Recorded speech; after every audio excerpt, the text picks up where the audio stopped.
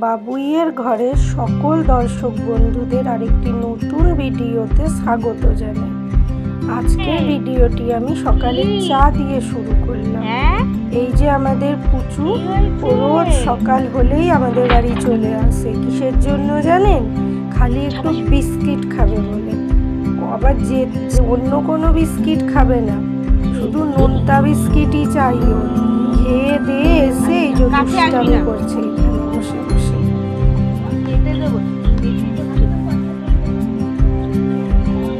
রোজ সকাল হলেই ওর এই কাজটা আছে।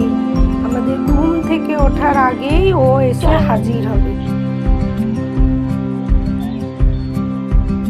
চলুন, আজ তো মঙ্গলবার, একটু পুজো দিয়ে আসি। এই যে আমাদের সামনের মন্দিরে এই যে বজরংবলী আছে। আজকে তো মঙ্গলবার, বজরংবলীকে পুজো দেওয়া হয়, তাই জন্য এই মন্দিরের পাশেই জানেন একটা সুন্দর বড় পুকুর রয়েছে। এখানে দেখুন কত মাছ, মাছগুলো কিলবিল কিলবিল করছে। কি ভালো লাগছে। ভাবলাম পুজো যখন দিতেই এসেছি, আপনাদেরকেও একটু দেখিয়ে দিই পুকুরের মাছগুলোকে। প্রকৃতিটা কি সুন্দর লাগছে দেখুন।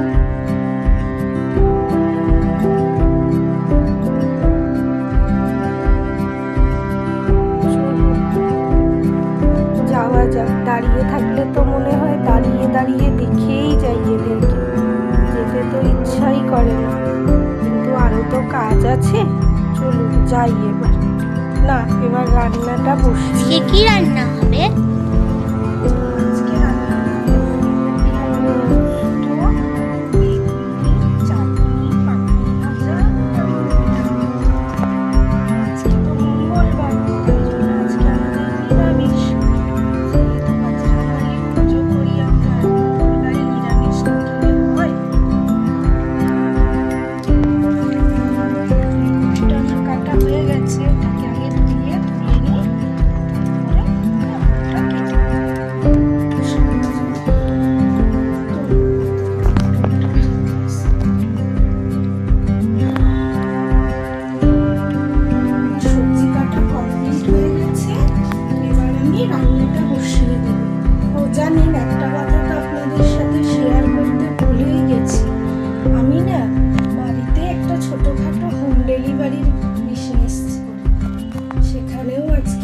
ডেলিভারি করতে হবে, তাই তাড়াতাড়ি করে রান্না চালু করে দিই। প্রথমে আমি ভাবছি চাটনিটা দিয়ে শুরু করি। আগে চাটনিটা করে নিই, পরে তরকারি।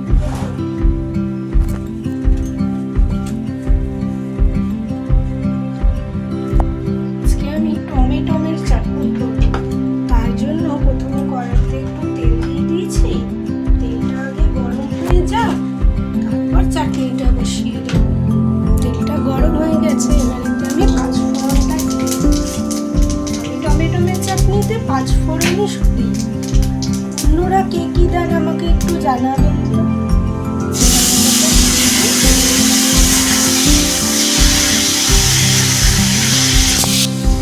সামান্য পরিমাণ নুনটা দিয়ে দিই, তাহলে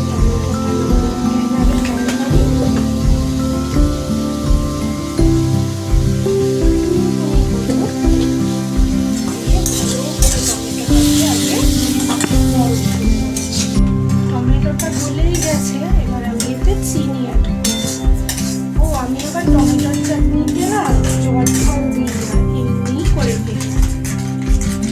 চাটনিটা তো আমার হয়ে গেল।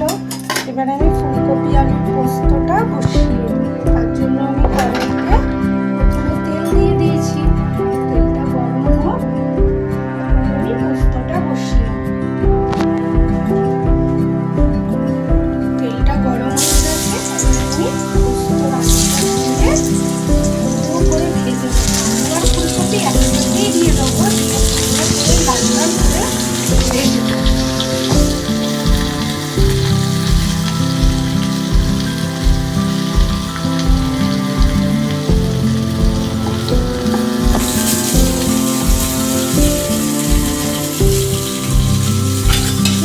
আমি ভালো করে আলু আর ফুলকপিটা লাল লাল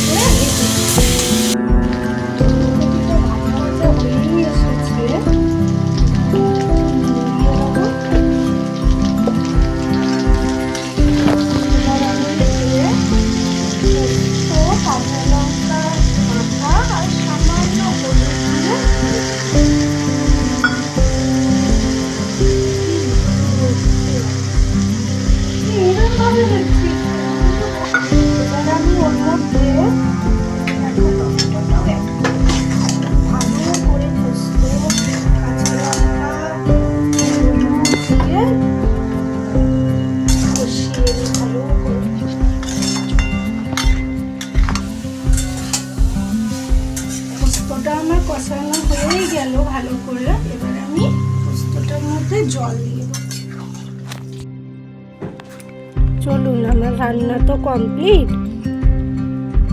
এবার একটু বাইরেটা এসে দাঁড়ালাম, প্রকৃতিটা কি সুন্দর লাগছে, চারদিকে রোদ ঝলমলের একটা সকাল।